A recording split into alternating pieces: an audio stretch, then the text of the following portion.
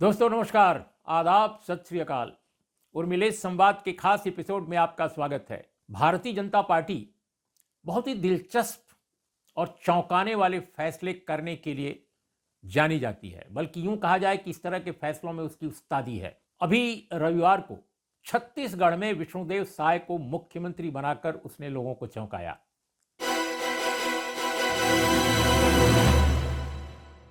विष्णुदेव साय मंत्री रह चुके हैं, केंद्र में कई बार के सांसद हैं, विधायक तो खैर रहे ही हैं। छत्तीसगढ़ में अनडिवाइडेड, मध्य प्रदेश में बल्कि कहिए बीजेपी के बड़े नेता माने जाते रहे आदिवासी समुदाय से। लेकिन आज मंडे को, सोमवार को, मध्य प्रदेश में मोहन यादव को चीफ मिनिस्टर बनाकर भारतीय जनता पार्टी ने सचमुच अनेक लोगों को चौंका दिया है। यहां तक कि बाहर की बात छोड़िए, भारतीय जनता पार्टी के अपने नेताओं को चौंका दिया है। मुझे अनुमान है, मेरा अंदाज है, कोई मैं संपुष्ट नहीं कर सकता, लेकिन मुझे लगता है शिवराज सिंह चौहान को भी विधायक दल की आज बैठक जब हुई उसके कुछ देर पहले तक शायद न मालूम रहा हो कि मोहन यादव चीफ मिनिस्टर बनने जा रहे हैं। उनके अपने मंत्री उनकी कैबिनेट में मंत्री रहे हैं शिक्षा, उच्च शिक्षा के, लेकिन मध्य प्रदेश के बाहर उनको कोई उस तरह से नहीं जानता। मध्य प्रदेश में भी बहुत ऊपर के टॉप लीडरशिप जो होती है पार्टी की, उसमें भी नहीं शुमार किए जाते थे। जो जैसे विजय वर्गीय हैं, नरेंद्र तोमर हैं, प्रहलाद पटेल हैं, ये तमाम दावेदार थे। शिवराज सिंह चौहान के विकल्प के तौर पे कम से कम 7-8 लोग थे। कई तो संसद की सदस्यता त्याग करके आए थे विधायक बनने के लिए। पार्टी ने उनको भेज दिया था मध्य प्रदेश के मैदान में, क्योंकि शुरू में लगा कि कांग्रेस जीत रही है चुनाव। वो तो कांग्रेस ने अपने को हराने में लगी रही, काफी ऐसा किया कि भारतीय जनता पार्टी लगातार ऊपर चढ़ती रही और कांग्रेस लगातार नीचे गिरती रही। तो मोहन यादव का मुख्यमंत्री बनना अपने आप में चौंकाने वाली घटना है। अब इनके बनने के बाद भारतीय जनता पार्टी के प्रवक्ता टेलीविजन चैनलों पर मैं देख रहा था, कुछ पर, मैं टेलीविजन चैनल तभी खोजता हूं जब कुछ घटनाएं होती हैं जिन पर मुझे कभी कभी बोलना होता है, तो मुझे लगता है कि उनको देख लेना चाहिए कि वो क्या बोल रहे हैं। अभी वो कह रहे हैं कि बड़ा मास्टर स्ट्रोक है, मोदी जी और अमित शाह ने बिल्कुल उत्तर प्रदेश, बिहार में जो भी पिछड़े वर्ग की राजनीति है उसको बदल दिया है। एक सज्जन तो भारतीय जनता पार्टी के प्रवक्ता ये दावा कर रहे थे कि अब तो जवाब नहीं है इसका, इस मास्टर स्ट्रोक का। अब उनको कौन बताए कि पहली बार ऐसा नहीं है कि पिछड़े वर्ग का कोई आदमी मुख्यमंत्री बीजेपी ने बनाया है। शिवराज सिंह चौहान स्वयं पिछड़े वर्ग के हैं। और तो और अगर यादव सरनेम की बात की जाए तो यादव सरनेम भले न हो, लेकिन यादव बिरादरी से बीजेपी के मुख्यमंत्री स्वयं मध्य प्रदेश में रहे हैं। बाहर के बहुत सारे लोगों को ना मालूम हो, लेकिन बाबूलाल गौर उत्तर प्रदेश के से जाकर के मध्य प्रदेश में सेटिल हुए, आरएसएस के कार्यकर्ता रहे, बीजेपी के साथ फिर जुड़ाव हुआ और वो मुख्यमंत्री बने थे। तो बाबूलाल गौर भी यादव थे।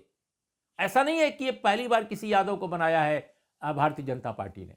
लेकिन क्या बाबूलाल गौर उत्तर प्रदेश में, बिहार में, वहां के पिछड़े वर्ग की राजनीति में समाजवादी धारा से आने वाले जो पिछड़े वर्ग के नेता हैं, चाहे वो जिस बिरादरी के भी हों, क्या उनको काउंटर करने में सफल रहे, कामयाब रहे?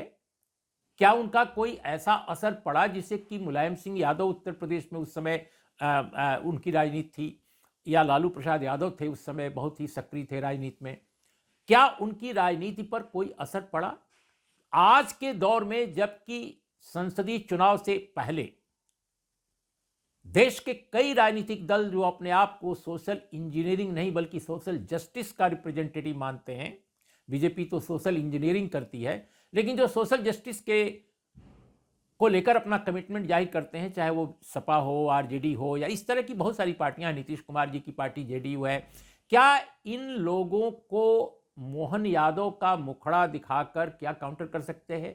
क्या भारतीय जनता पार्टी के पास कास्ट जो आधारित सर्वेक्षण है, कास्ट सेंसस जो है, यानी जातिवार जनगणना की जो मांग है, जो कांग्रेस भी कर रही है, ये अलग बात है कि कांग्रेस मांग करती है, केवल जब मौका रहता है तो जातिवार जनगणना करा नहीं पाती। 2011 में उसने कहा था लेकिन नहीं कराया। तो कई बार कांग्रेस के नेताओं के दावों पर लोगों को यकीन नहीं होता है।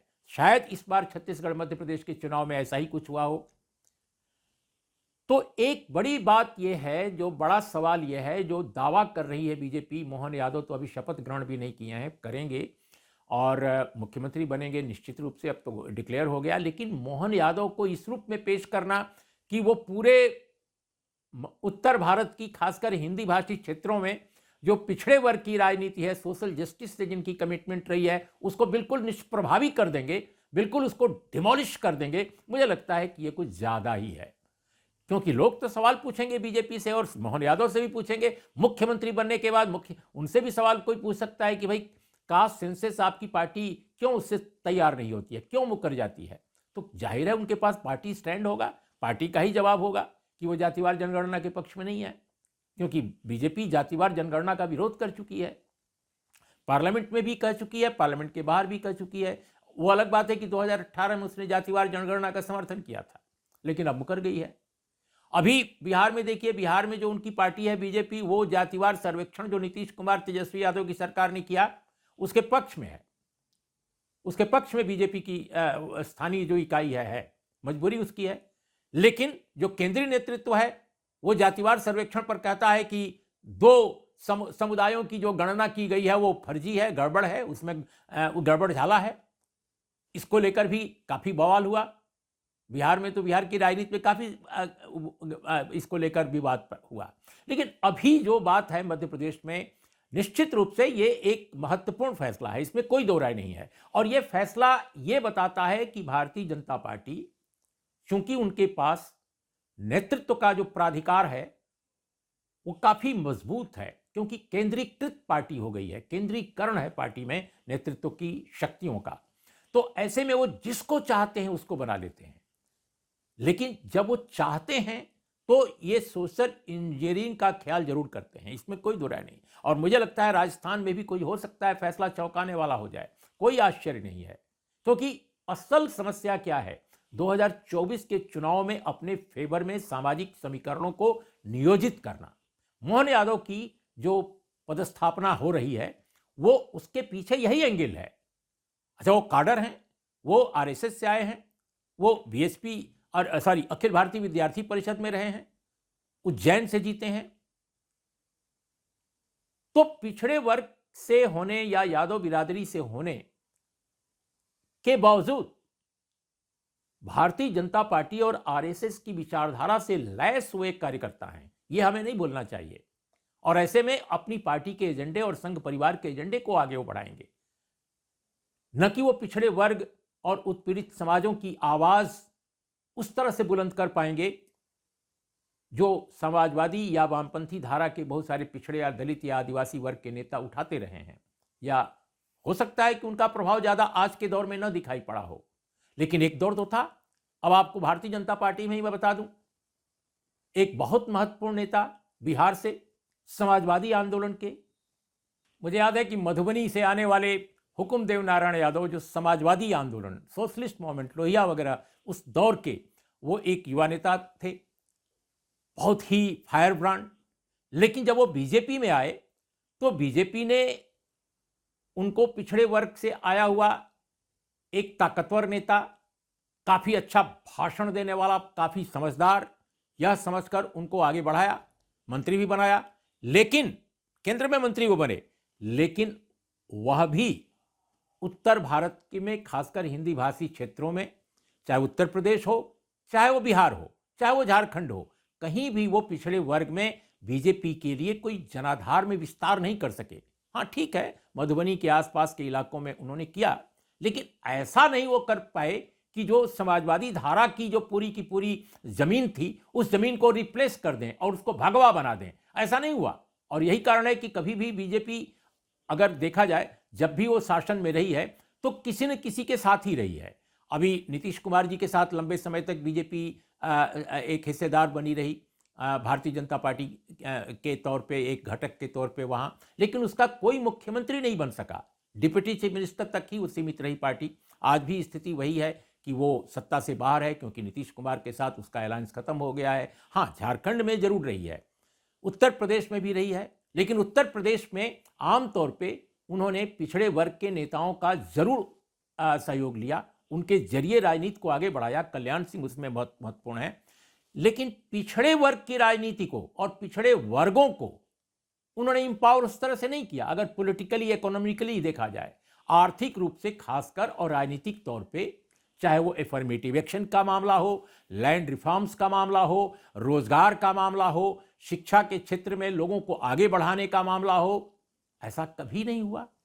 तो एक बड़ा सवाल तो यह उठता है कि Bharatiya Janata party social engineering तो जरूर करती है, नेताओं को तो जरूर चुन लेती है अपने अपने एजेंडे को आगे बढ़ाने के लिए, लेकिन जब फैसला लेने का मामला आता है तो फैसला तो अदृश्य शक्तियां ही बीजेपी में करती हैं। चाहे वो दिखाई पड़ने वाले दो या तीन टॉप के लीडर हों बीजेपी के, या फिर जो राष्ट्रीय स्वयंसेवक संघ की राजनीति और उसकी समझदारी से प्रेरित जो बड़े रणनीतिकार हों।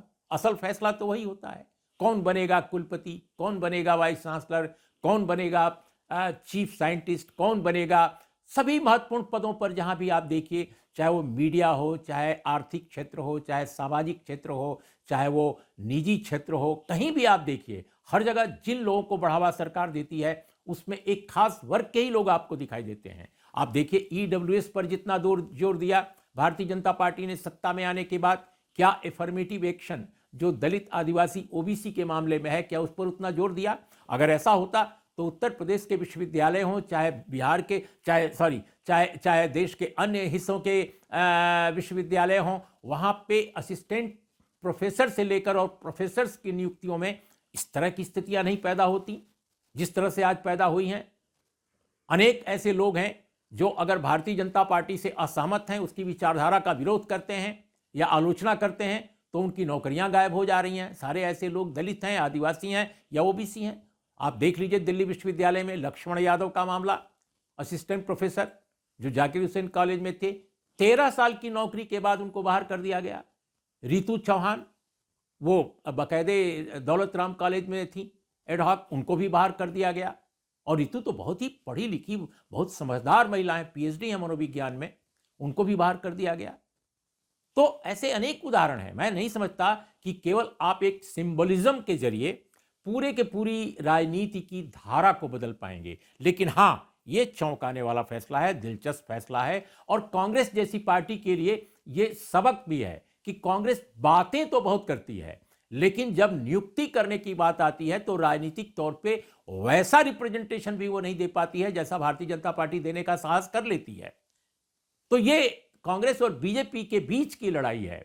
ये दूसरे और जो शिविर हैं राजनीति के दूसरे जो क्षेत्र हैं, वहां ये स्थिति, ये कंपटीशन नहीं है। कंपटीशन कांग्रेस और बीजेपी के बीच का है कि क्या वो दलित को, आदिवासी को, ओबीसी को रिप्रेजेंटेशन उस तरह का देने का साहस करेगी। कांग्रेस यहीं पिट जा रही है और बीजेपी बड़े क्रिएटिव ढंग से, बड़े ही दिलचस्प ढंग से, बड़े ही चालू अंदाज में, बल्कि यूं कहा जाए, वो कुछ चेहरों को आगे बढ़ाकर और अपने राजनीतिक एजेंडे को पूरा करने में आगे बढ़ जाती है। तो ये दोस्तों, मोहन यादव जी आज बने हैं विधायक दल के नेता, मुख्यमंत्री बनेंगे, ये महत्वपूर्ण घटना है। लेकिन इसको जिस तरह बीजेपी प्रोजेक्ट कर रही है आज शाम से ही, उस रूप में देखना मैं समझता हूं कि कुछ ज्यादा ही है, अतिशयोक्तिपूर्ण है। बस इतना ही। नमस्कार, आदाब, सत श्री अकाल।